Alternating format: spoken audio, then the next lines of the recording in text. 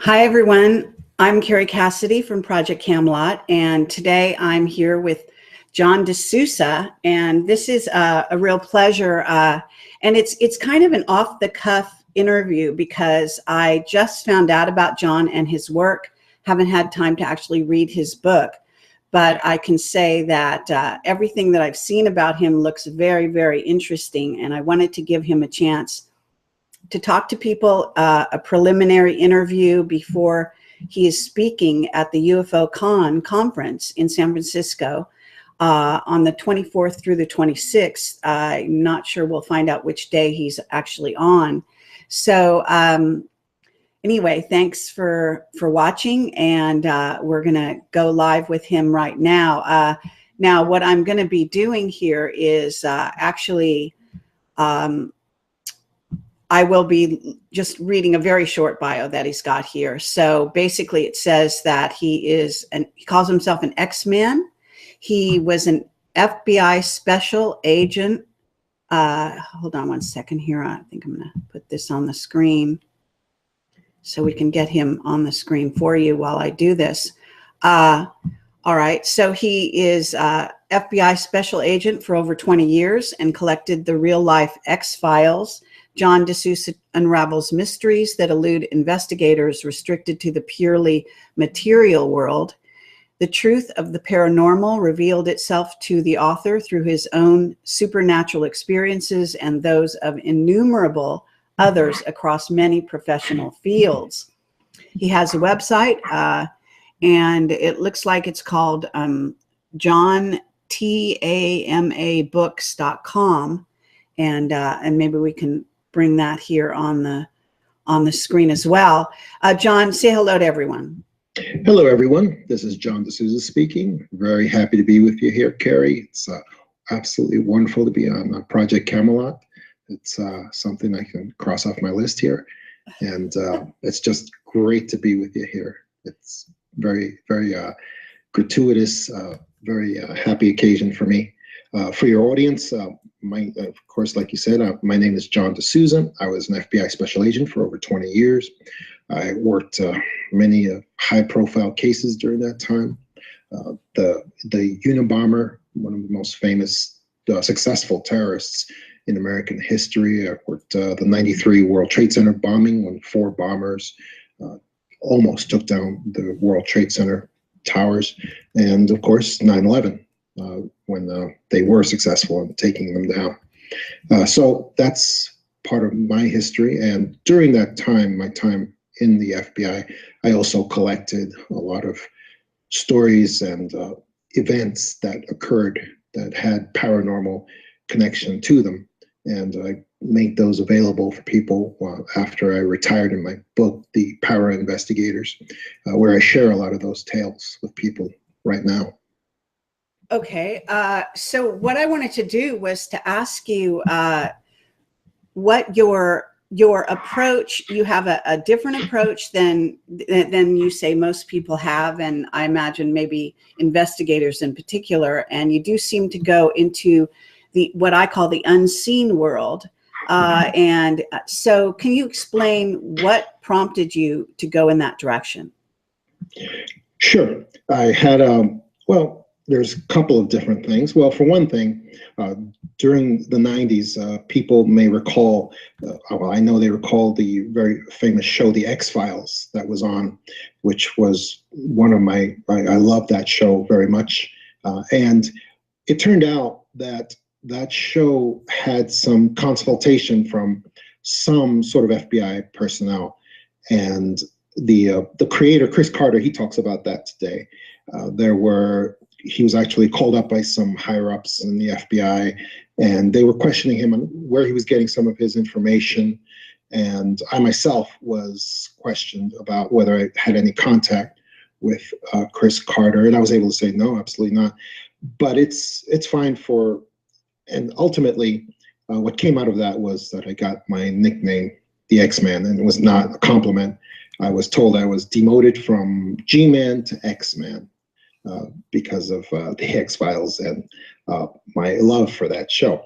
So that was one of the things that got me interested in the paranormal. The other one was a very well-known incident that occurred in 2001, which was, it's in my book, The Para Investigators, and it is the Indigo Kids of 9/11, which is a term that we used to refer to an incident where kids from all over the country, as young as 4 years old all the way up to 11, 12 years old, were having dreams and visions and impressions of 9/11 of the 9/11 terrorist attacks in the weeks before it happened. And a lot of these kids, once 9/11 happened, they were reported under this, there was this whole big campaign of see something, say something, anything at all. And so some of these kids were reported by their caretakers, bus drivers, babysitters, teachers, things like that. And for instance, and I can tell you, for instance, we had a very young boy who did finger paints, for instance. He was doing a painting, and the teacher would come by and see what he was working on and say, wow, those are lovely buildings. They're these two tall buildings that you made. They're glowing and they're very beautiful. And these appear to be these angels with red wings flying away from the buildings. Where are they flying to? And the little boy would say, those buildings aren't glowing, they're on fire. And those aren't angels with wings, those are people who are on fire jumping out of the buildings. Wow. So that's just one. We had another little girl who was sitting in the playground by herself, not playing. Teacher comes over, see if she's okay. She says, yeah, I'm fine, I'm just thinking. Teacher goes to walk away, and the little girl pulls on her skirt violently and says, tomorrow stay away from tall buildings, because tall buildings can fall down, and sometimes they fall on people. And that's one. I had another little boy, he was on a school bus, fell asleep, and woke up screaming about a building being on fire and people jumping out of the building. And that was reported by a school bus driver. So there were many, many incidences like that around the country that all fell under the heading of the Indigo Kids of 9/11. That impacted and all those kids had to be interviewed. There was no discretion on that. Those kids had to be interviewed, no matter how young they were, no matter how, even if law enforcement officers felt ridiculous, they had to be talked to. They had to be reminded of the incident, and it had to be washed out, basically, as to whether these kids may have heard something from their families, and there might have been some connection to terrorism. So that was the first really great experience of the paranormal I had in law enforcement that I record and I let people know about in my book, The Para Investigators. Wow, that's amazing. I had not heard about those children, although it certainly makes sense. I guess maybe you heard about I think it's the MIT study in which they saw that humans were precogs and basically had anticipated the 9/11 situation as well, right? Oh, now who were these people, the precogs? Well, just the general populace, that it was cropping up everywhere as part of the, I believe it's an MIT study that's quite famous at this point.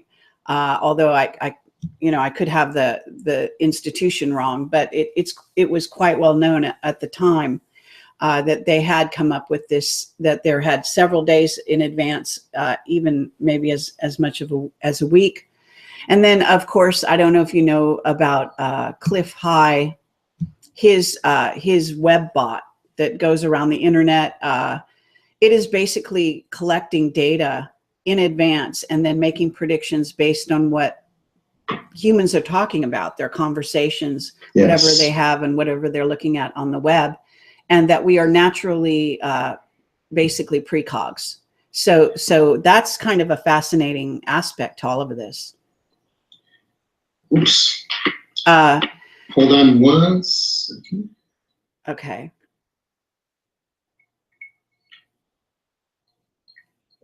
Okay, sorry. Okay. So did you have to I'm very, change?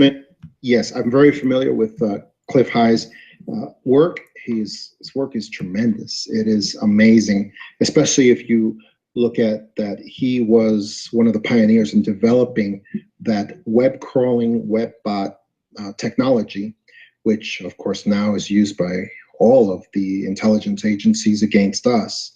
And one of the things I wanted to tell people is that that technology is now available to each and every one of us for us to, and we have to put it together and use it. For instance, I use that technology where I create my own crawler, my own webbot crawler, to find out news about, let's say, Antarctica, because you're not going to find out anything useful or real from mainstream news. You're just not. So people need to create their own webbot, because this technology that Cliff High originally pioneered is basically, it's available to everybody at a much lower level, of course, a more primitive level, but people need to use that for themselves, because we need to be advocates for our own information and news and what's going on out there. And we can be, but it just takes a little bit of work, and you need to put together your own crawlers and that can bring you back useful information that you can share with people every day. Well, that's very interesting to hear. So maybe you can tell us what you have found out about Antarctica, for example, because there are a lot of people, we are very curious. Obviously, Buzz Aldrin was down there. He said that he saw something incredibly evil, and there's rumors that the Pope went down, John Kerry went down during the election, as everyone knows, and so on. So there's some ongoing activity that I get some information about, bits and pieces, but my information is there's an off-planet base down there, that there are some individuals who believe they're controlling things here on the planet, and that these people are actually going down to report to this element. There may also be some war going on down there. I know William Tompkins talked about Admiral Byrd, who had actually gone to battle down there, and not a lot of that was released to the people. But according to William Tompkins, they actually lost the battle and had to retreat. So, Sure. so I wonder what maybe if you have done a web crawl, as you call it, have you gotten any interesting information? Yes, and I don't, some people claim to have secret sources and people on the inside, but I don't have any of that. What I do have is the ability to crawl and collect information from public message boards, websites that are exposed publicly, because there are a lot of people on the ground down there, over there, especially now that Lockheed Martin is hiring workers in large numbers to work on the ground, both high-tech and low-tech workers. As a matter of fact, if anybody needs a job, they're advertising for to hire people for Antarctica right now, and through the winter season that's starting right now as well. So all that information, the way that our society is right now, events can no longer really be kept secret. They just can't. You can't take everybody's phones away, and everyone has family, and everyone, no matter what kind of non-disclosure agreements they sign, or people are always allowed to talk about their lives and talk about what's happening to them. That's why a lot of this stuff, you can't keep it secret. You can't keep it secret very long, because you can't take everyone's phones away all the time. You can take them away when they're in secure locations, yeah, but not all the time. And people, friends they speak to. So here's what I do know. All the major powers, well, let's say the 5 major powers, have representatives in Antarctica right now who are on the ground and keeping an eye on each other at this time. All of these officials that have been visiting on the QT, there's a lot more visits than what we know of, because some of these visits have been done through New Zealand, where prime ministers and presidents have visited New Zealand and not said anything about going out through Christchurch, through the face that goes into Antarctica, and spending time there through there. So a lot of the visits, some of the visits are still being kept quiet.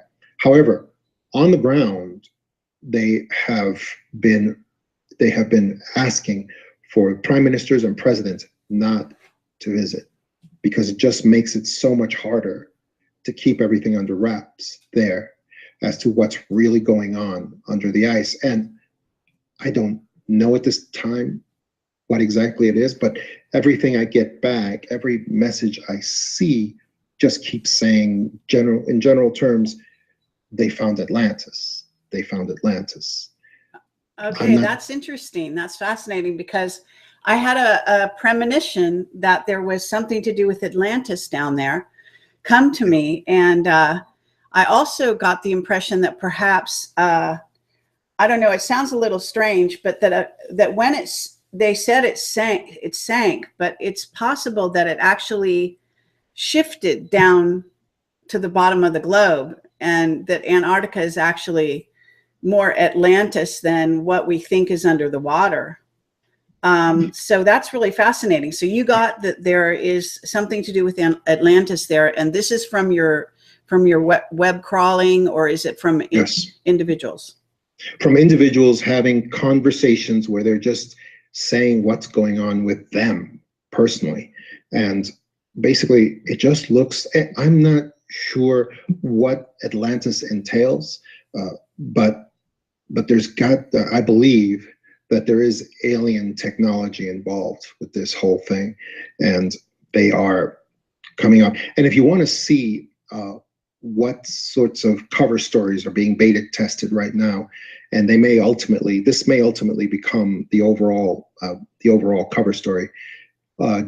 People can just Google Nazi bases under Antarctica, and there are many stories floating out around there that there are Nazi bases found under Antarctica, and that they've been explored. And that story could be dusted off and used eventually as the overall cover story for this entire debacle. It'd be very easy for them to just find Nazi memorabilia all over the world and bring it in and shuffle it in there, and then show that for the mainstream media. But what I was going to say before is that in this venue, they are asking for the prime ministers and the presidents not to visit. That whole system, and that's why they've only been sending underlings up until now. That whole system has been thrown a monkey wrench by Putin announcing that he himself is going to Antarctica soon. And he announced it months ahead of time. It's not like they need a lot of time to prepare for him. There's not a real country there. But he announced it way ahead of time. So that's going to blow the lid off of things to a certain extent, because then that means that President Trump is probably going to do the exact same thing, except because he's the other wild card in this. Right. But he's probably going to have to one up Putin somehow. I don't know how, but he'll think of something. And so that's going to create even more pressure for them to reveal something other than the weak cover stories that they've been using up to now. Like when John Kerry went to visit, and the cover story was John Kerry, the Secretary of State at the time of the United States, went to visit, and the best he could come up with was to check on global warming. Yeah. Actually, as we're speaking and as you're talking to me, I found what is in essence, I think it's a UK paper. It's an Express. It says a Daily Express. Anyway, they're saying, John Kerry visited Antarctica to examine secret Nazi UFO base. Wow.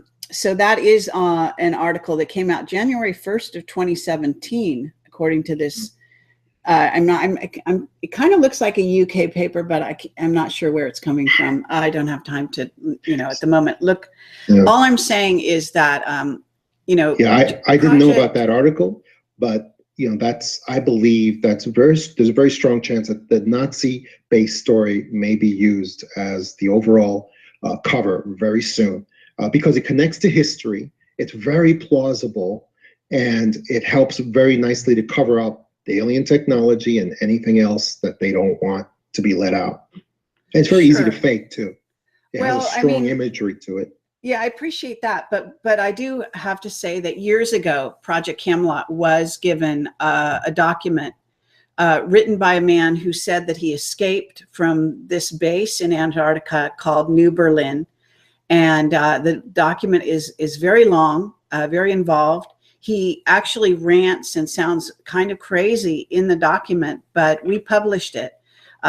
Initially, the people who received it were afraid to publish it. They were really scared. We kind of throw caution to the wind in that regard, so we published it anyway. As far as we know, there was no repercussions from it. I did talk to the person who wrote it a few years after that. He stuck by his story, but he was having issues with memory and at the time. So there seems to be some legs to the story that actually, do make sense in terms of it actually being, a Nazi base. There can easily be an alien quotient to that because, as William Tompkins talked about, the Nazis were given the technology from the race from Aldebaran, etc.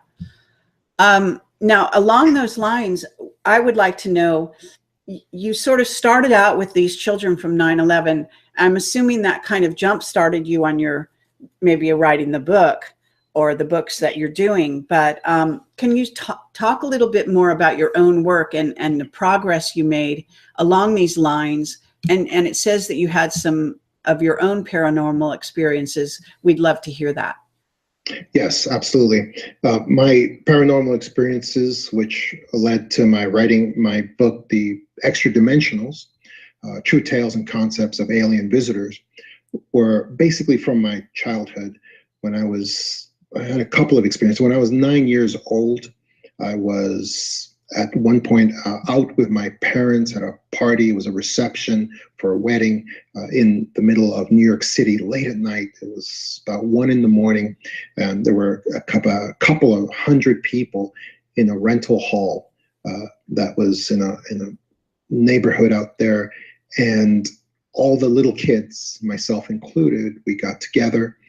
We ran out for a game of tag, a very spirited game of tag out in the middle of the night. The streets were deserted, and we ran out there. And at one point, things got very over enthusiastic. One kid hit me in the stomach. I went down on the sidewalk. I was on my back, and one of the kids yelled out, he's hurt. He's seriously hurt. So they did what little kids do. They ran away. They all ran away, ran back to the rental hall, and left me there. And so I was looking up between two tall buildings, two of the tallest buildings I'd ever seen up to that point in my life. And it was a very starry night, except for the space between the two buildings up in the sky. It was completely blocked out. It was all black. And I realized as I looked closer and closer, it was a cloud of sort of like black ink that was blotting out the stars. And I said, it seemed to come down, and it appeared it was like a black ink cloud, like a squid would give off in the water when you're trying to catch him. And eventually some light started coming out the bottom of this black ink cloud. And I saw the lights emerge, and it was what you would call a flying saucer, UFO. And it had lights spinning in the bottom, and it came down, it appeared very large. I mean, it had to be like 100 feet in diameter. And it was like a disc that appeared like metal, but a lot of lighting to it, and came down towards me. And by this time I was on my feet and looking up at it. And two teenage girls appeared on my left, and they were screaming at the top of their lungs that the world was ending. They were telling me, little boy, run home. And then they disappeared.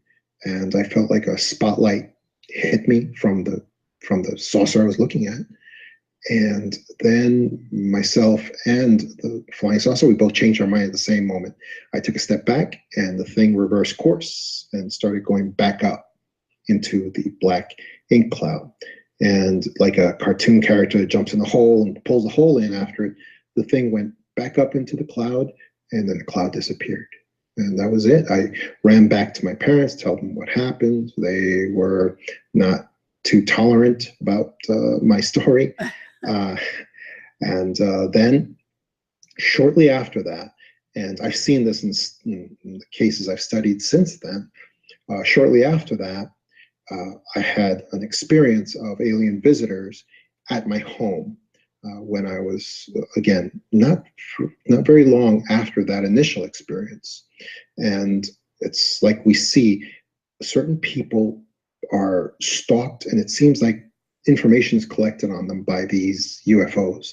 And then it seems to me like that information is brought back to alien visitors that then target that person for visitation or for contact. Because my experience was somewhere between contact and it wasn't abduction. But what happened was I was in the apartment where I lived with my parents and several other adults. And I was 9 years old. I was sleeping in my bed, in my cot there. And my room was right next to my parents' bedroom. And during the night, I just felt it had to be like 3 in the morning. I was trying to stay up as late as I could. And I felt a cold vapor go through the room. And suddenly I felt myself, hands on my feet and my head, lifting me up. I was stiff as a board. I was like a plank. And they were lifting me up like I was mostly filled with helium. It's just very easy for them to lift me. I couldn't see who it was because I was completely stiff. I couldn't move at all. And I was lifted up through the air by individuals that appeared to be moving through the air also. And they were carrying me like a plank, and they attempted to put me through a ceiling where they themselves were very easily passing through the ceiling, it felt like. But they weren't able to pull me through the ceiling for some reason. I was bumping my forehead against the ceiling. I wouldn't go through. And they appeared to be like engineers that were very confused. They kept on lowering me and examining the spot in the ceiling that wasn't allowing me through. And again, I was just floating like stiff in the air, just supported by nothing. As they bumped me repeatedly and my forehead wouldn't go through the ceiling, as they appeared to expect would happen, I was becoming more able to move my neck more and more. And one of the things that struck me was to look down to see if maybe I was dead and my body was back in my bed. So I twisted my neck enough to look down at my bed, and there was nothing there but the sheet. So I was happy about that. And then they brought me back up to try again to the ceiling, and I was able to look because there was an open door leading to my parents' bedroom. I was able to look into my parents' bedroom, and I could see them, and there were hands over them, holding them like in a type of stasis so that they wouldn't wake up, I'm assuming. And I could see my dad in this pool of sweat struggling. It seemed like to wake up, but he was still asleep. And there were hands, little tiny pale hands, holding them, like holding over the bed for them to stay asleep. And then I was able to twist my neck just enough to look at one of the beings that had their hands over the bed, that were holding my parents in some kind of stasis. And it was one of these small spindly creatures with a large head, spindly body, and those big black wraparound almond eyes. And it looked directly at me, and I looked at it, and our gaze caught each other. And in that moment, I heard the only words I ever heard from them, not audible, but in my mind, I heard, "He's awake." And as soon as I heard those words, sort of heard those words, I dropped like a rock, was back in the bed. Springs were springing like crazy, and the apartment was empty. They were gone. They weren't there anymore. And so let me ask you if you thought, I guess since then you might have had other encounters and so on. Did you feel even at the time that that being was some kind of a biological robot, or did you think that it was a real entity? it was a real entity to me. I mean, Okay. I saw it. It felt like it was alive. It felt like, and I was not thinking in terms of biological or robotic entity or anything like that. I was just, these things are real. They're here, and I know what I'm seeing. So yeah, I just took them to be creatures. Now, after it was over, I was in my bed. I was swearing I would never go back to sleep ever again, and then I conked out and went right to sleep. And in the morning, the adults were shuffling around, and apparently they had all shared a common dream of being abducted by these creatures and taken to a certain place. And so they were concocting an explanation of what happened. They were very religious people. And so they decided that their official story was it was a demonic attack on the home, and that there was some sort of guilty trinket somewhere in the home. And they started tearing the place apart to find if you know anything about like fundamentalist religious people, they often believe that a demonic attack is due to some sort of magical or sorcerous charm being in the home. And I believe that my dad went out and probably bought one and threw it under the linoleum somewhere so that his house would stop being torn apart. And eventually they found this little charm that was Irish runes type of charm, and they pronounced the case solved. And so that was my experience. And I never had any other contact or any sort of experience ever since that moment when I was 9 years old. That was it. And one of the things I found out since then, studying these cases, is that alien visitors, they stalk and they find someone, and they decide based on that first visit if that person is their flavor or not. And there's a lot of theories as to whether, and if they find that the person is their flavor, for lack of a better term, then they not only they could repeatedly visit that person over their entire lives, and then even go to the next generation and next generations after that. And some people say it has to do with blood type. Others say it's something to do with the DNA print of each person. Whatever it is, they always decide on that first visit whether that person is desirable for them or not. That's one of the things I've found since then, and I've had no contact since that time. Okay, but as an investigator, have you talked to people who have been in contact? In other words, where is the rest of your information coming from, and how did you gather it? From individuals that themselves have had continuing contact, sometimes voluntary, sometimes not voluntary, depends on. And also, I studied a lot of the classic cases from a different viewpoint. Classic cases like the Betty and Barney Hill that set the pattern for alien abductions since that time in 1961 when they were abducted. Basically, all the classic steps that we have seen in abduction cases since then have pretty much held up. And also, for instance, the Travis Walton case, which was the opposite. It was a completely unique case that has never been repeated again since that time. So for that reason, it's very important to study the Travis Walton case as well. And I was able to look at that and come up with some pretty different conclusions from what have been found before. The majority of people who look at these cases tend to be former scientists, former journalists. They're very good fact finders. They're very good analysts of these sorts of things. But when you have somebody who's actually an investigator, like a law enforcement investigator, they see things in a very different way. And the conclusions that they can come to are startlingly different. Like, for instance, some of my conclusions in the Travis Walton case, which I'm sure all of your audience is pretty much familiar with, have been very, very different from those that have come before.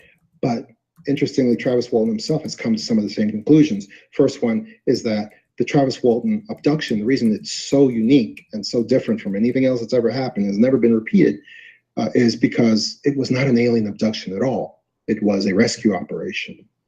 When Travis Walton went underneath this UFO that was up there in the air, just above the clearing above the tree line,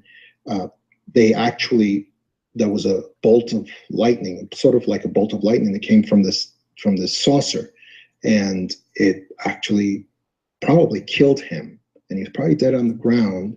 And for the alien visitors in the actual vehicle, that was probably outside of their parameters of their mission, and they came and they basically brought him onto the ship for no other reason than to revive him.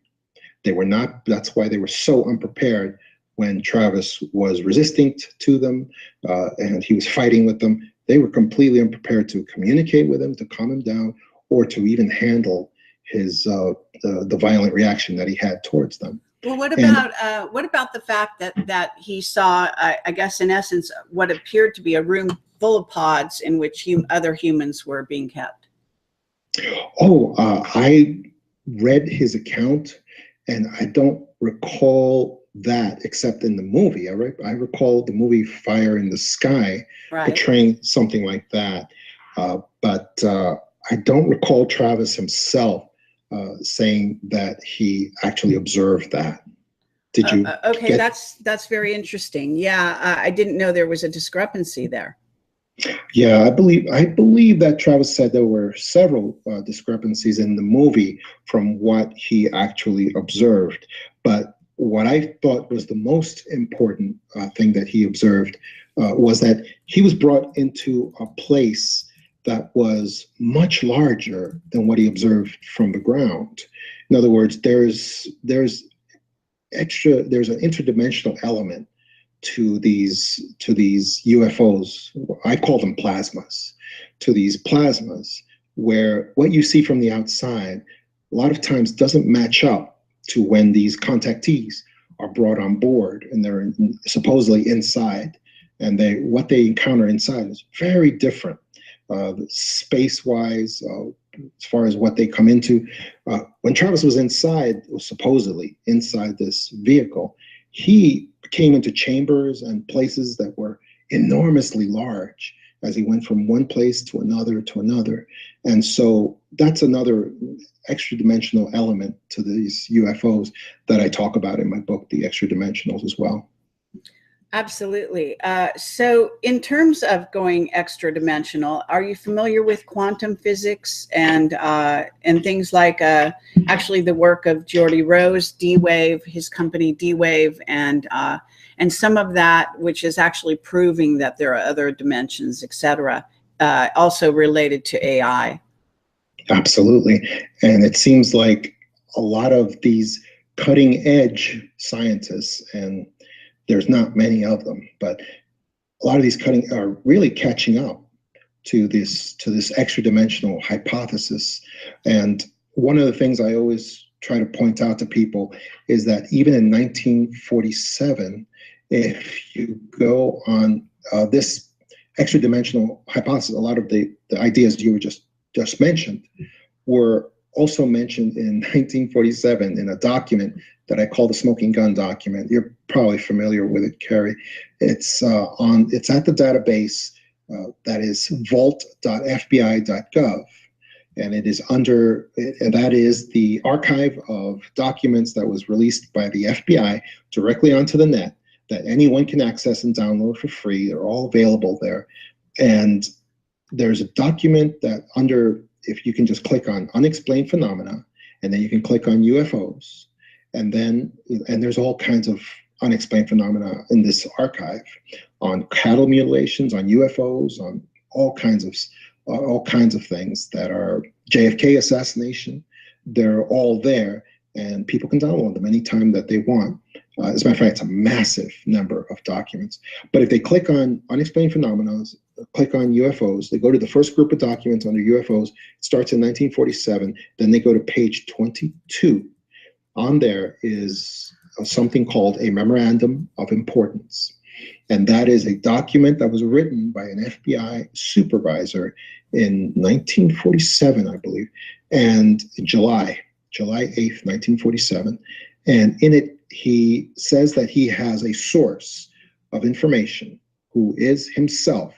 Well, he says the source is, you can never give the name of your source, but he told us what kind of source it is. He said it was supernormal, and which is an old-timey word for a supernatural source. And so he says this source told him the following, and he needs to tell the scientific community right away. And he lists there about 8 or 9 conclusions that he was told by the source. And the first one was that there's nobody inside these UFOs. They're empty, and they are operated somehow remotely. Next one was that they're not made of metal. They're made of some kind of plasma light material. The next one was, and the most important one was, that alien visitors are not physical. They are extra dimensional. They are from other dimensions, and he refers to it as talas, which is an old Vedic term. They are from different dimensions of reality, and that for them, Earth is basically a gateway more than a planet, and that they just come here by changing their vibratory rate to our vibratory rate so that they can be physical here with us for short periods of time.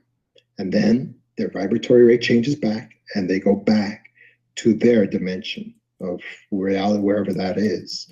And so there's several other conclusions in there as well, but they're very amazing. And this document has no strikeouts.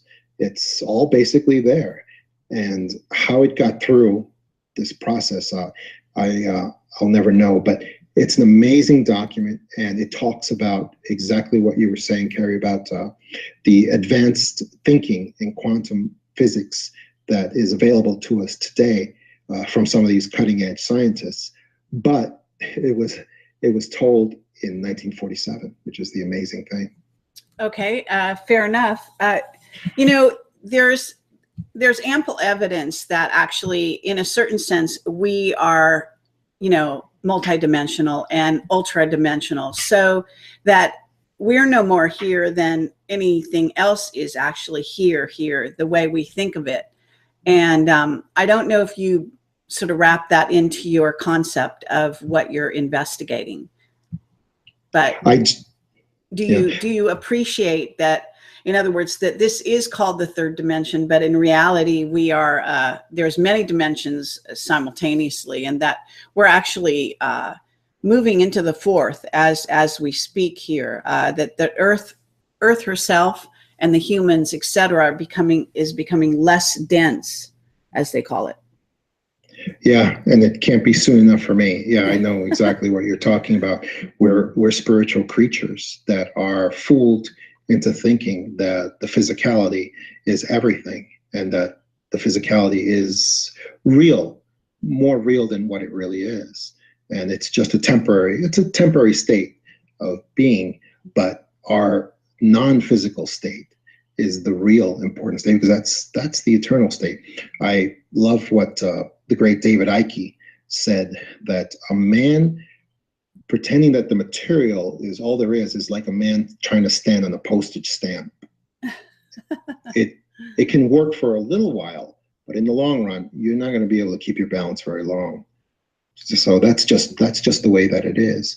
And there's no avoiding that, because we find the real world every night when we go to sleep, and every time that we have a meditation, a vision, a higher understanding of what reality is outside of these dimensions. So yeah, I completely see that, and I feel that every day. So what I wanted to do also is, as you know, we wanted to be careful not to cover the same things you're going to be covering when you do your presentation at the UFOCon next, I think it's next weekend, a week from away from this weekend. Yes.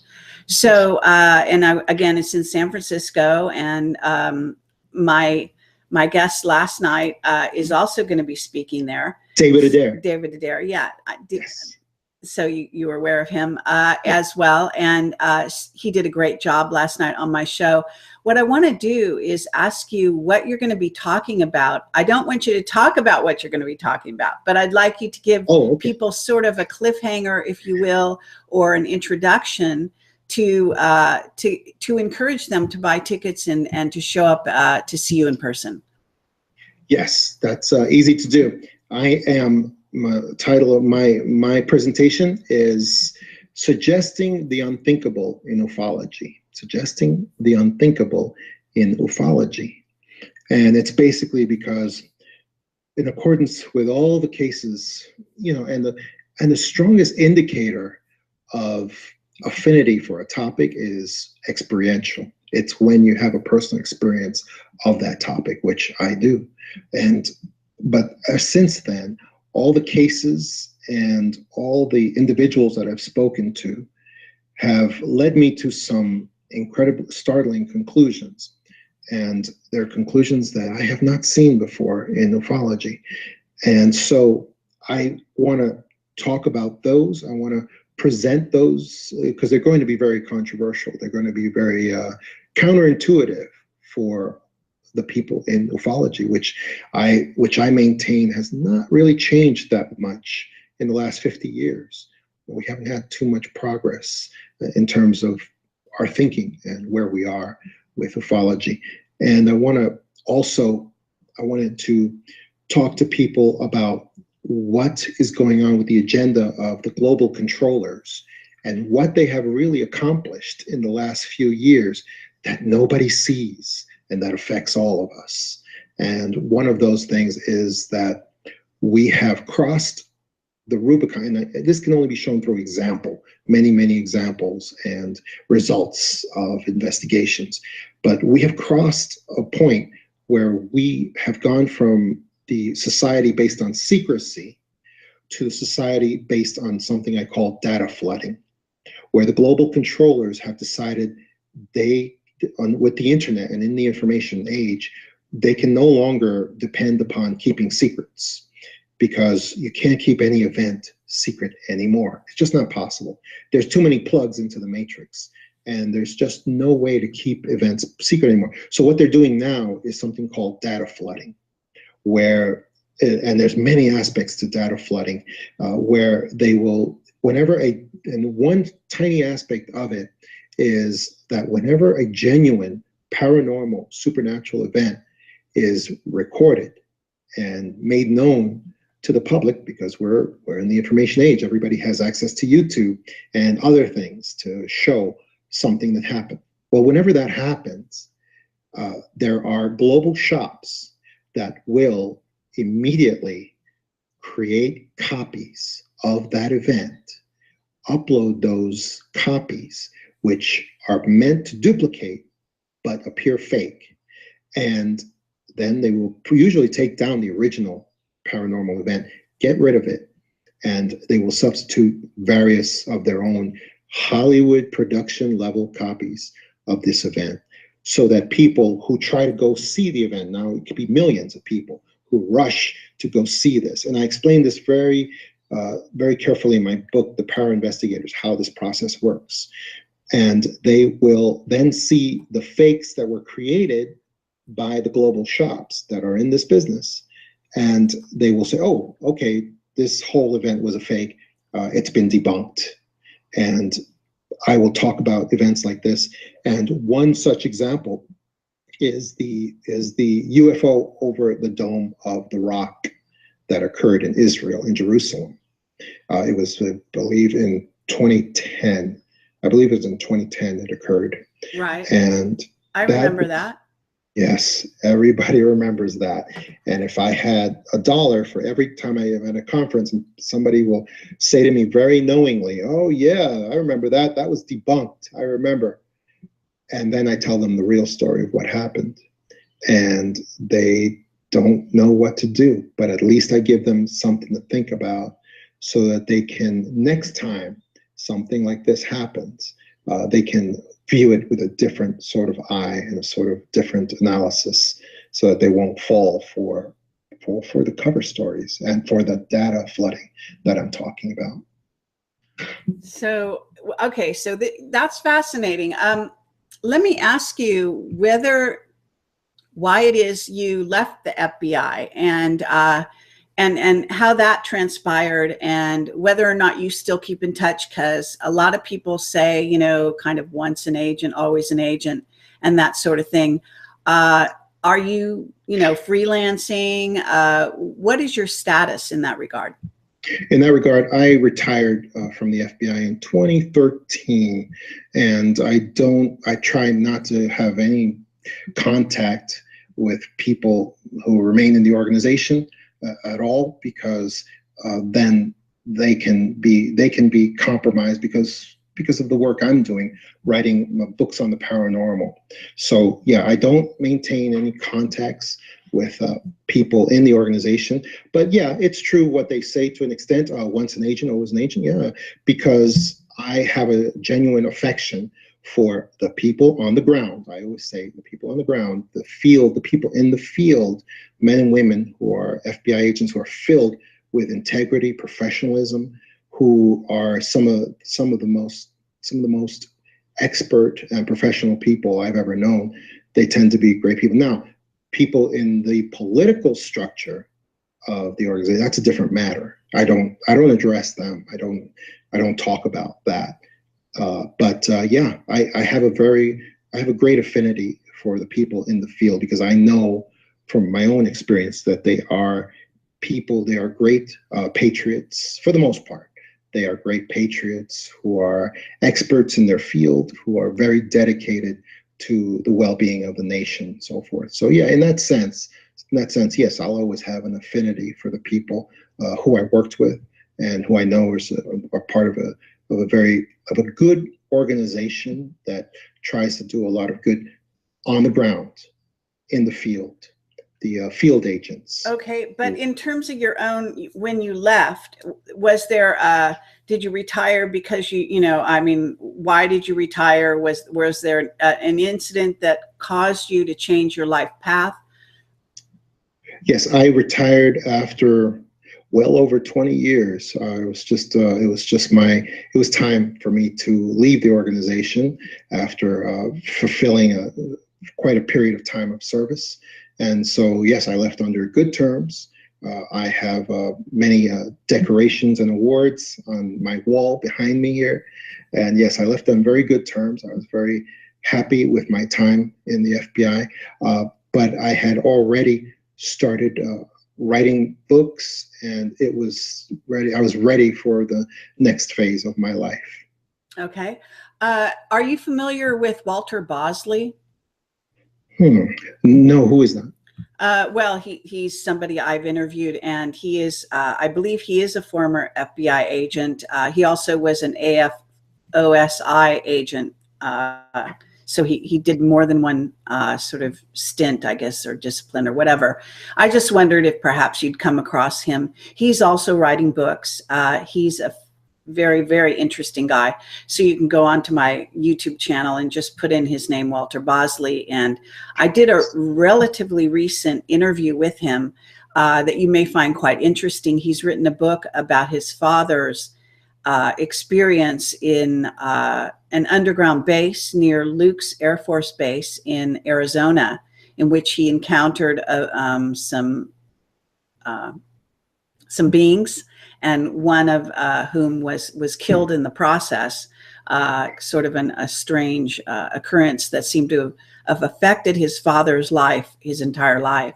So he's tried to investigate that, but he is, like I say, he's like you. He's a former investigator who has gone down this road to write books, and so I just thought you might have come across him. No, that sounds very, very interesting, though. Was he a special agent? Because there's sometimes people say investigator, but that's special agent is the FBI agent title. Oh, I see. You know what? I wouldn't know offhand. I'd have to go back and see how he referred to himself. I'm not, you know, that well versed in how FBI, you know, different echelons or whatever. But yeah, anyway, I just thought that might be interesting for you. So you sound, you know, like a really fascinating guy, and I'd love to hear more of the things that you've investigated over time.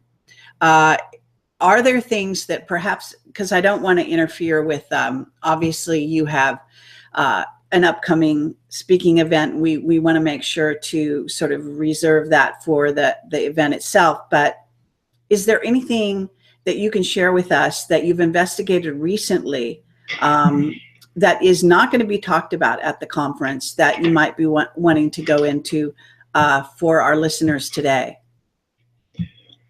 The most important I'll have to call it investigation. The most important investigation for truth seekers today, at this moment that I'm sitting here, is what is happening in Antarctica. It is something that is going to affect all of our lives and is affecting our lives right now. And there's going to be waves and waves of misinformation, of disinformation. There's going to be layers and layers of deception coming out on this stuff.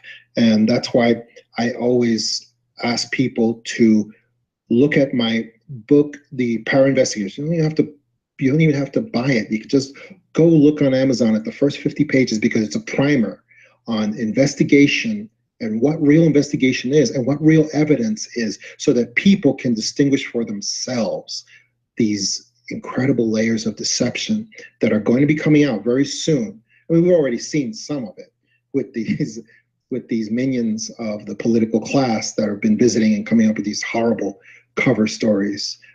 But when you learn what real investigation is and how to distinguish these layers of deception, then you can find out for yourselves, and you'll be ready. You'll be ready for when the really good cover stories come out, instead of the horrible weak ones that we have had.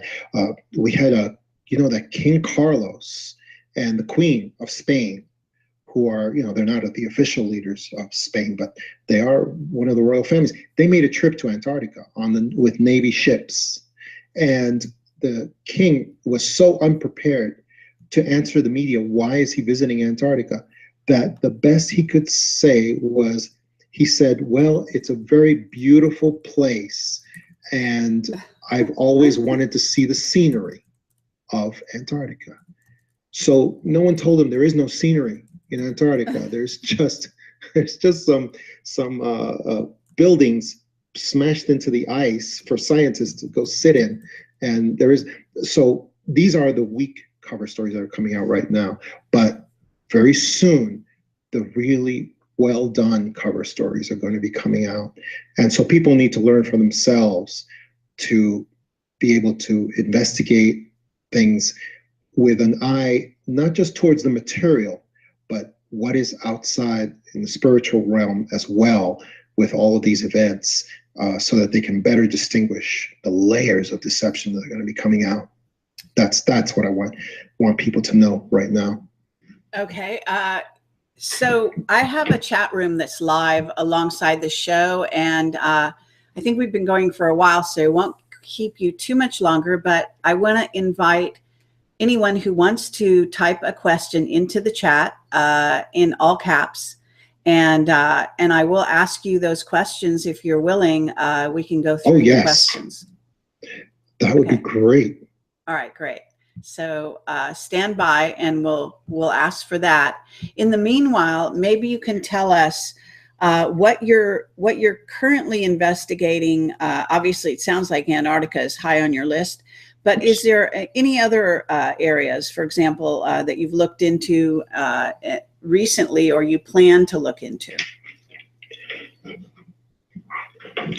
Well, for me, the only other thing that's very, very important that is going on, that's, again, is going to affect all of us, is this extraordinary push towards space travel for our entire society, towards space travel, which to me is the same as space weaponization. They're all part of the same thing, because it's so much propaganda going on and so much push and publicity going towards expanding space travel, especially now that it's being privatized. And that's going to affect all of our kids and our grandkids in the future, because this is something that's coming from the global level, from the global controllers level, and it's being spread throughout the culture. And if anybody wants to see what I'm talking about, just go see this movie Passengers with Christopher Pratt and I think Jennifer Lawrence. It's basically a 2-hour commercial for sending your kids into outer space as explorers. And I don't see any other reason for the movie, but that movie is just a tiny fraction of what's coming out on space exploration. And one of the things that I conclude in my book, The Extra Dimensionals, is that there's nobody out there. The alien visitors are coming from Earth through gateways, and they're not out there in space. They're not like humans cramming themselves into little metal shells and then shooting themselves across galaxies in order to find us. There's nothing out there, and that the space exploration agenda is part of this space weaponization agenda. And that's something that we were warned about by the head of NASA, Wernher von Braun, when he talked about these fake wars that the global controllers want and that they need to keep everyone occupied. And he said, the last great fake war that is going to be pushed upon the population is going to be the war against alien visitors, which will be put into effect by weaponizing the entire atmosphere around the Earth, putting weapons all around the Earth, supposedly to defend against alien invasion and similar things, but that eventually those weapons will be turned back in against the Earth's population.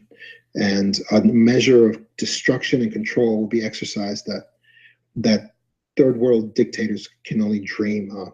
So that, to me, is one of the huge agenda items that people need to be alerted to, because it's going on in front of our eyes. But you have to have that eye to distinguish it when you see it. Okay.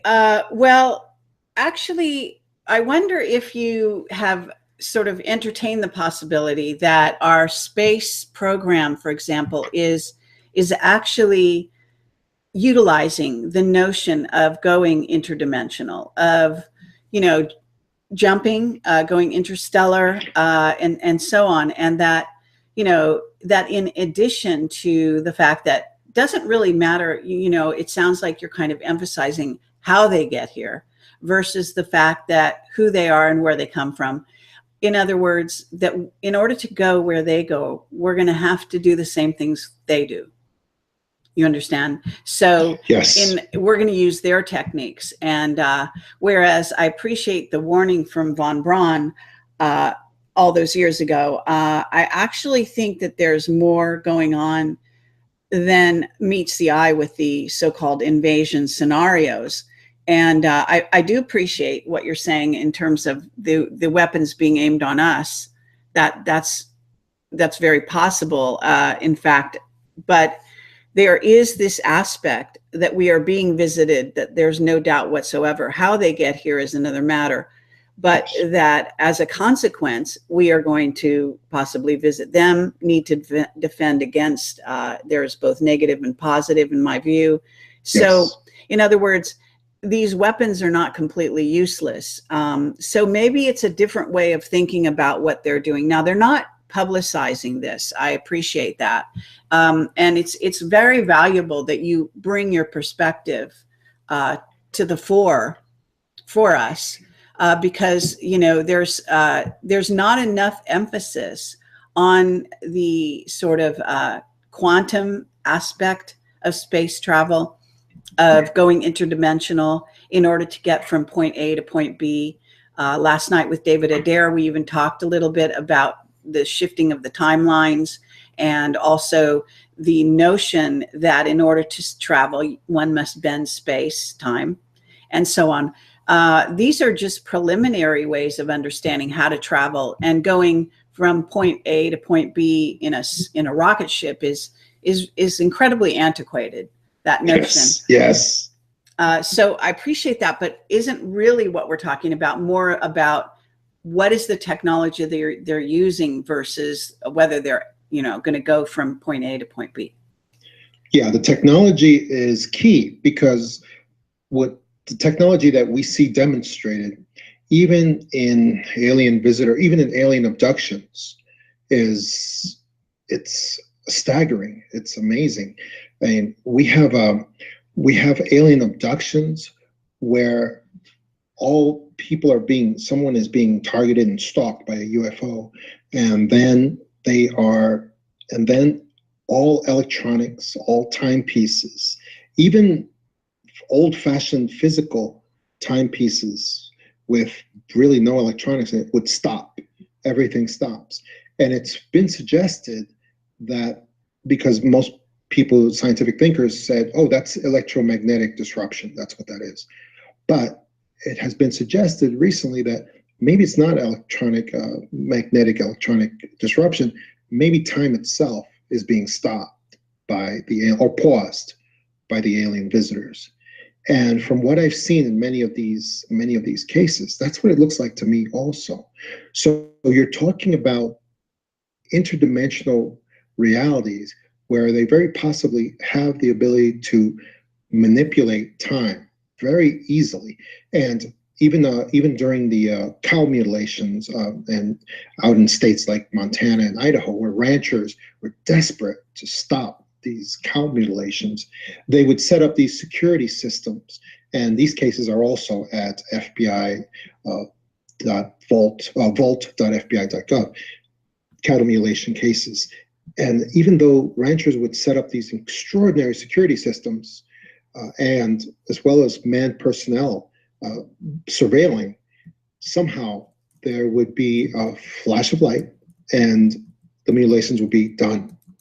And people who had been directly observing would have like missing time, not really missing time, but there would be something happened within space of a second that had to take hours to accomplish.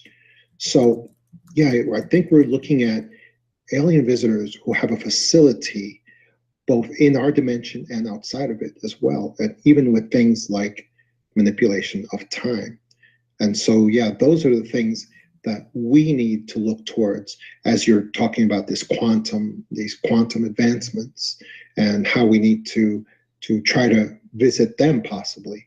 It would have to be through these methods, through these advanced methods, not by shoving people into a rocket to fossil fuel their way across the galaxies. Okay, yeah, I agree. So I want to ask you, I mean, there are some questions, so I'm going to look at the questions as well. Just before I do so, I wanted to ask you if you know Daryl Sims. No, it sounds familiar, but I don't know who is that. Now, again, I don't remember exactly his background, but I think he's a former FBI agent or CIA agent, but he now is an investigator. He was, I think he worked in law enforcement as well. He uses sort of the investigative method, more similar to probably your own, to look at cases of abductions, etc. And he's a very interesting guy. I highly recommend you check him out. So his name's Daryl Sims. You can look him up, Google him, and you'll find his website, etc. I've also interviewed him on my shows. There is someone asking you if you believe there's a flat Earth. Do you follow that theory because of your interest in Antarctica? I guess they're saying. No, I have something to say about that. That I actually have spoken. Especially, I've spoken to young people who follow all of the emerging theories on in the counterculture, or let's say the fringe culture. And it appears to me, after surveying how flat Earth has suddenly become very ubiquitous everywhere in the last, just in the last year or so, I am, and it's really, I don't give it much credit, and I believe that based on the timing with what's going on in Antarctica and the possibility of hollow Earth even being discovered at Antarctica, which is another possibility. It could be an actual vibrant living culture in hollow Earth that has been, I mean, if you look at those staircases and those openings that were available on Google Earth, I don't know if they're available anymore because those things tend to get pixelated out suddenly, mysteriously. But you could see those staircases that were as big as the Capitol steps and leading to openings that were as big as the Statue of Liberty. And it's another possibility. It's another real possibility that they may have discovered a living civilization that has to do with hollow Earth. That could be there. And the timing of all this flat Earth hoopla in the last year or so, I believe it was timed to mix up with hollow Earth and to discredit anyone who would dare to speak about hollow Earth by kind of mixing up the whole flat Earth theory with hollow Earth. That's how I see it. Okay. Let's see. I agree with you. There's definitely an inner Earth aspect, and there's an interdimensional inner Earth as well. Yes. And all of that is extremely fascinating and worth investigating. Let's see. Somebody is asking you if you think the elite are reporting to interdimensional aliens. Well, that's a very, is that David Icke on there asking that? No. Okay, because that's really deep, and ultimately, I'd have to say in a sense, yes, I do believe there is a connection between the real elite, what I call epic, the elite powers in control, who are at the top of this pyramid, guiding and issuing marching orders to the nations, not just to the United States, but I'm saying all the nations.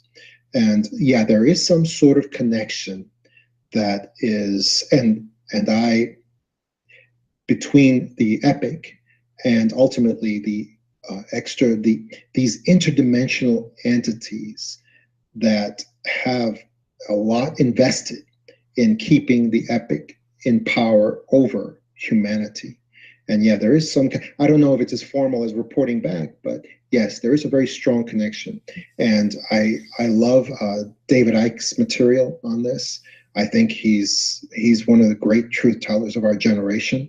And I very much believe that is definitely the case as far as that connection goes. Okay. Someone else is saying something about Ascension Island, a radio antenna array, asking if you've heard of this. He's saying used to be maybe run by the BBC, now the US military. Oh, I have not. I mean, it sounds familiar, but I don't recall what that case was all about.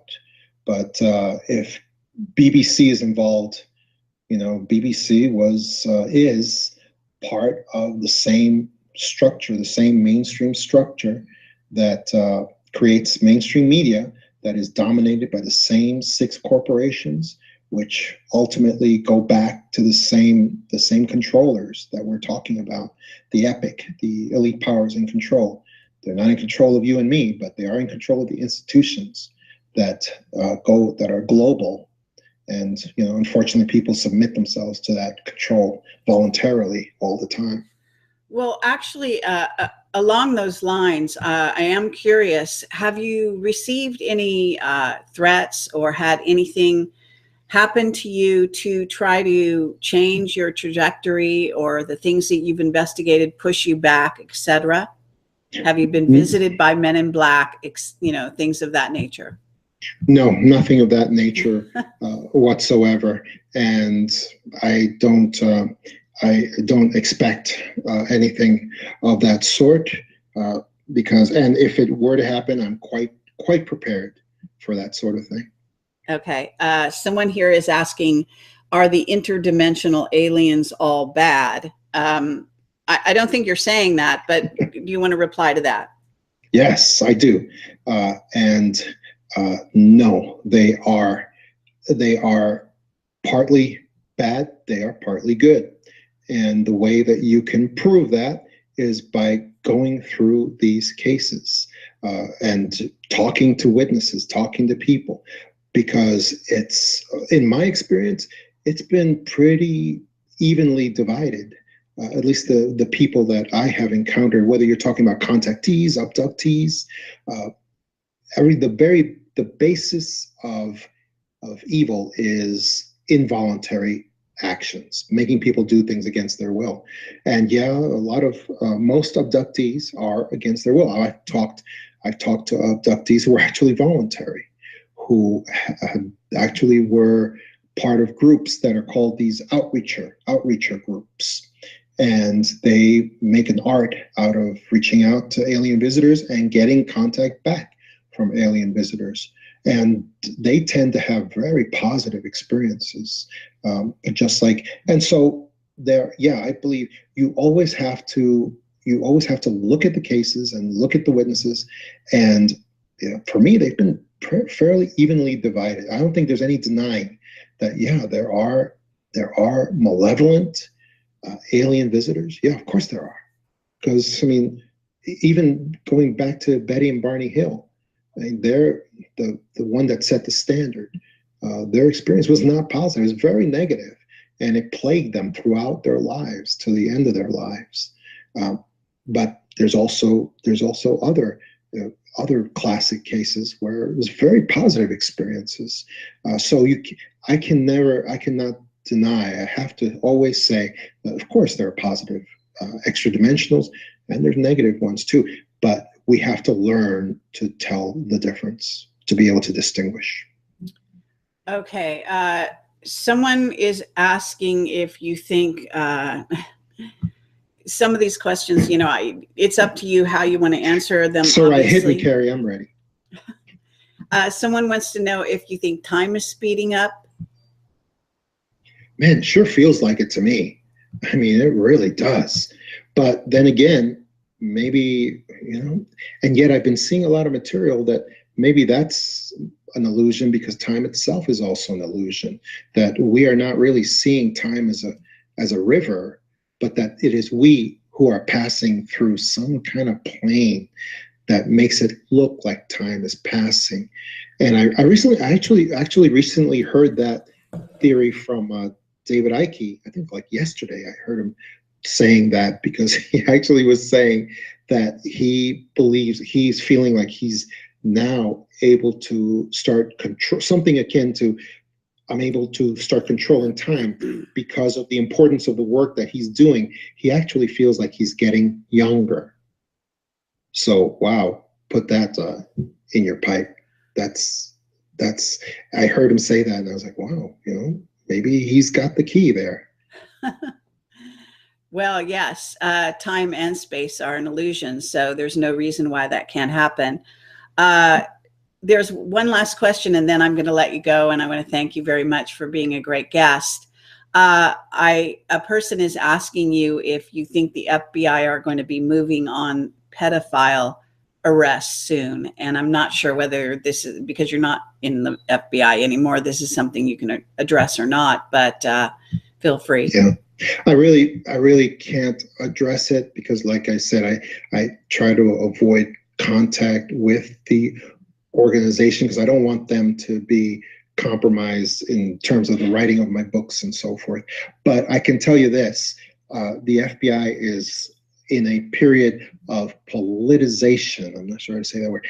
Politicization that I've never even dreamed could ever happen.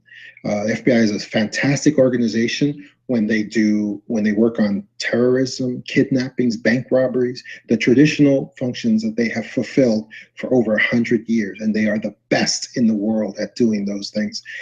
But when they get involved in politics, suddenly all that goes out the window, and I'm hoping to see an end to them being politicized so that they can get back to the work that they are so excellent at, as far as I know, as far as my experience has always been. Okay, very good. So is there any last parting words you would like to share with the audience? Here's your 15 minutes of fame. No, just kidding. Right.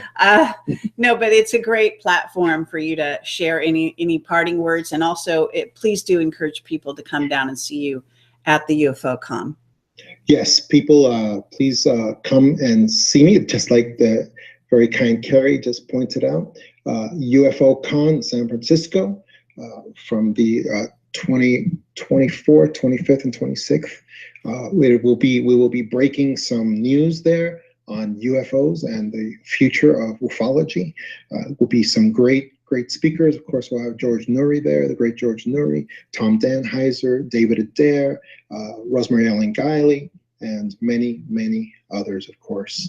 And it will be pretty amazing.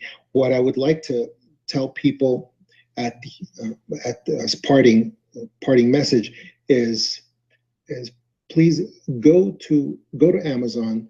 Just read the first 50 pages for free of The Para Investigators, because it is a primer on what real investigation is, what real evidence is, because we've been trained, unfortunately, by television, that only real evidence of things is what you can put in a test tube, what men in white lab coats tell you is real evidence, and whatever can be examined by science, and nothing could be further from the truth. Real evidence, the strongest kind of real evidence, is whatever you can connect to human authenticity. That is the strongest type of evidence, and that's what real investigators also know. So I would always urge people to just read the first 50 pages of my book, The Para Investigators, on Amazon for free, just so that you get that idea, so that you can defend yourself in the coming months from all the waves and layers of disinformation, misinformation, deception that is going to be coming at you like never before, because it's going to be amazing and it's going to be everywhere. And I'm talking global. So that's my message to people at this time. Okay, great to hear. And I have I've gone to your website. I put your book front and center on the screen for people so they can see what you're talking about, and highly recommend that people do take a look. As you say, they can read, it sounds like 50 pages, which can give you a real good idea whether to go further with the book, for sure. So I want to thank you so much for coming on the show. And it's been a lot of fun to talk to you. I'm sure we could talk much longer. If I do make it up to the event, I will try to get together with you and do another interview in person, if that's possible. I do want to put a heads up out to people that Project Camelot does need funding in order to continue my work. It's quite expensive for me to travel, if I do travel, to get interviews, as I did recently when I went to the UFO Congress. The expenses do mount up very quickly. So if you want to help, go to my donate page on Project Camelot. You can send money that way, and there's lots of different ways of doing so. So in addition, I just want to say have a great weekend, everyone, and thanks again for being on the show. It's great to talk to you, John. Thank you so much, Carrie. What a pleasure being here with you. Thank you so much. All right, so you take care, and again, we'll just let you go, and we'll run the credits here. And thanks everyone for watching. Okay, take care. All right. Bye-bye. Bye-bye.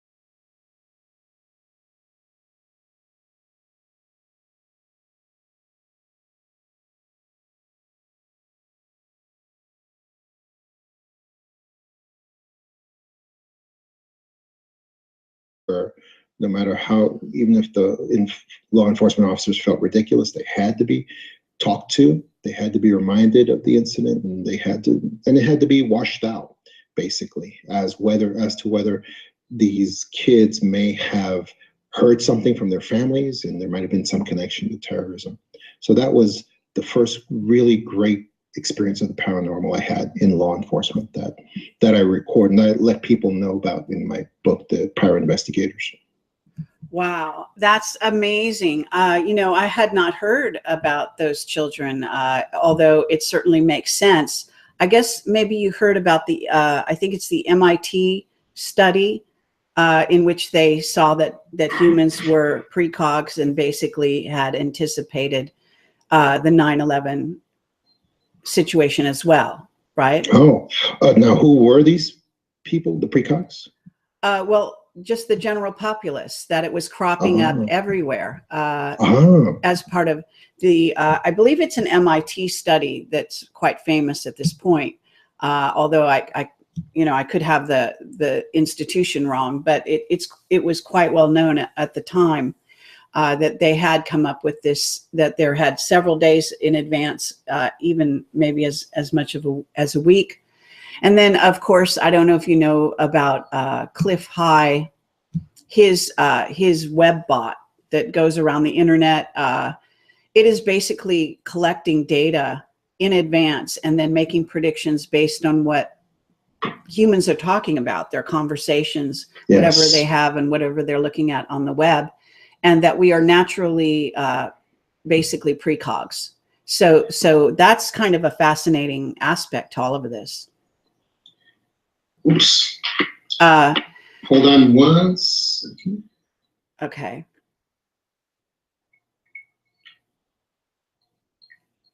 Okay, sorry. Okay, so did you have to change? Yes, I'm very familiar with Cliff High's work. His work is tremendous. It is amazing, especially if you look at that he was one of the pioneers in developing that web crawling web bot technology, which of course now is used by all of the intelligence agencies against us. And one of the things I wanted to tell people is that that technology is now available to each and every one of us for us to, and we have to put it together. A well-known incident that occurred in 2001, which was, it's in my book, The Para Investigators, and it is the Indigo Kids of 9/11, which is a term that we used to refer to an incident where kids from all over the country, as young as 4 years old all the way up to 11, 12 years old, were having dreams and visions and impressions of 9/11 of the 9/11 terrorist attacks in the weeks before it happened. And a lot of these kids, once 9/11 happened, they were reported under this, there was this whole big campaign of see something, say something, anything at all. And so some of these kids were reported by their caretakers, bus drivers, babysitters, teachers, things like that.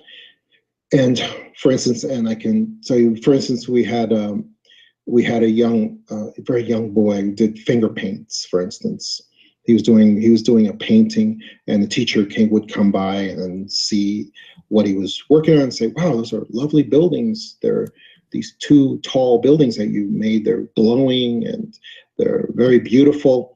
And these appear to be these angels with red wings flying away from the buildings. Where are they flying to? And the little boy would say, those buildings aren't glowing, they're on fire. And those aren't angels with wings, those are people who are on fire jumping out of the buildings.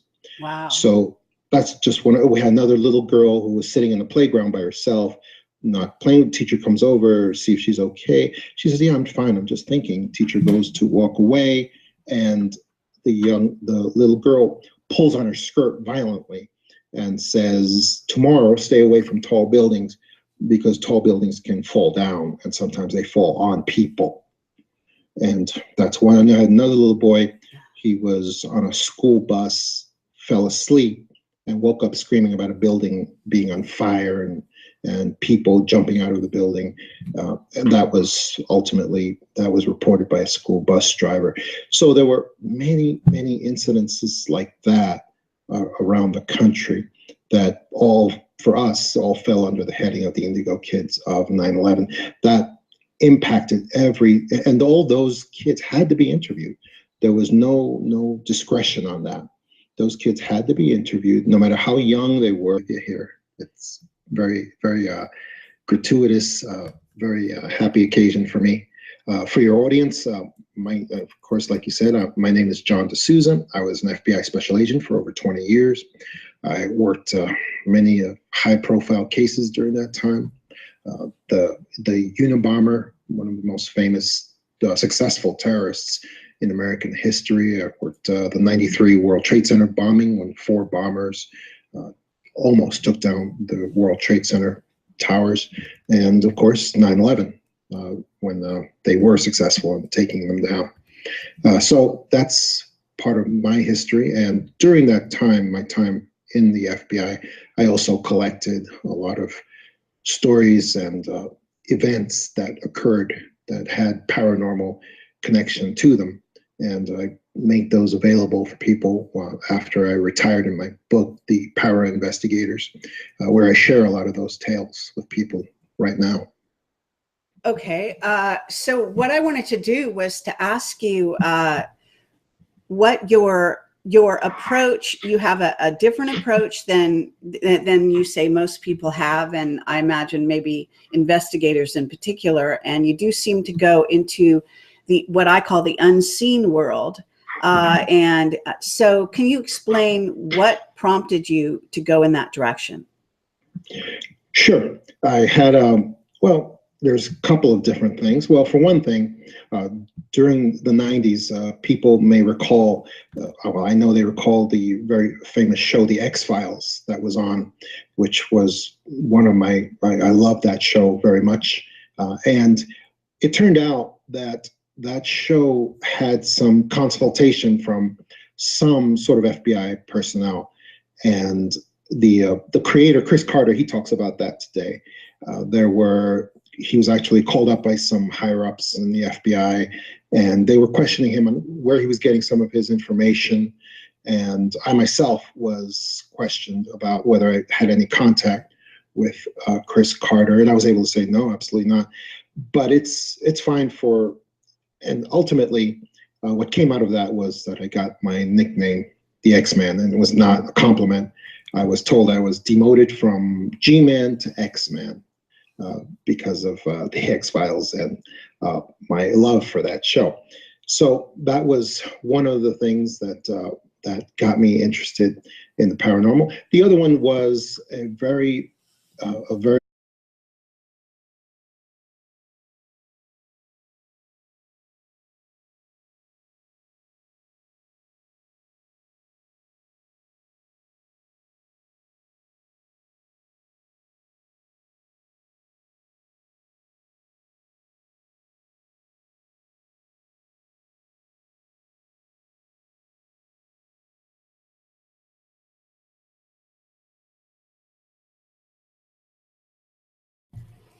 Hi, everyone. I'm Carrie Cassidy from Project Camelot, and today I'm here with John Desouza, and this is a real pleasure. And it's kind of an off-the-cuff interview because I just found out about John and his work.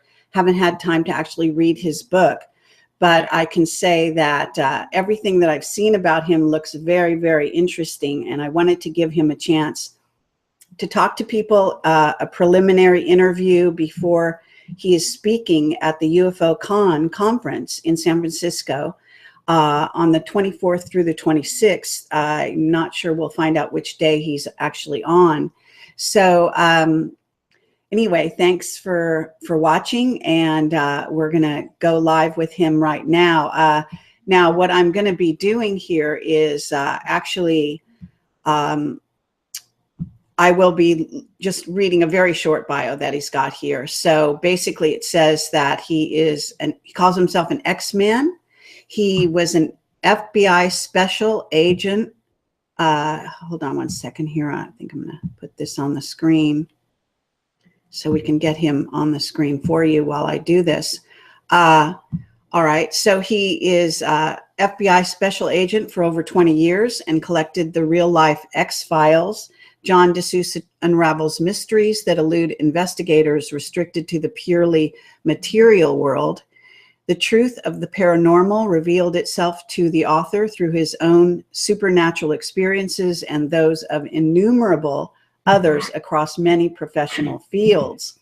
He has a website, and it looks like it's called johntamabooks.com, and maybe we can bring that here on the screen as well. John, say hello to everyone. Hello, everyone. This is John Desouza speaking. Very happy to be with you here, Carrie. It's absolutely wonderful to be on Project Camelot. It's something I can cross off my list here, and it's just great to be with her and use it. For instance, I use that technology where I create my own crawler, my own webbot crawler, to find out news about, let's say, Antarctica, because you're not going to find out anything useful or real from mainstream news. You're just not. So people need to create their own webbot, because this technology that Cliff High originally pioneered is basically, it's available to everybody at a much lower level, of course, a more primitive level, but people need to use that for themselves, because we need to be advocates for our own information and news and what's going on out there. And we can be, but it just takes a little bit of work, and you need to put together your own crawlers and that can bring you back useful information that you can share with people every day. Well, that's very interesting to hear. So maybe you can tell us what you have found out about Antarctica, for example, because there are a lot of people, we are very curious.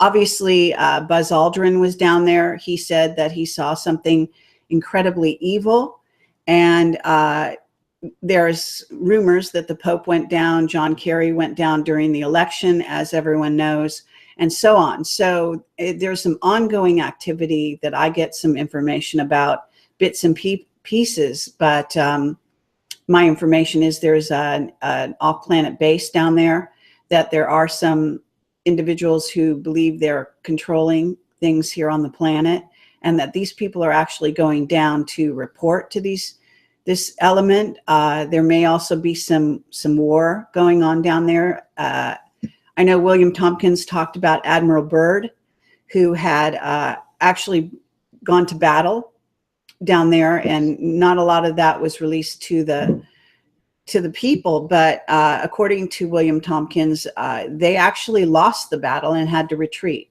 So Sure. So I wonder what, maybe if you have done a web crawl, as you call it, have you gotten any interesting information?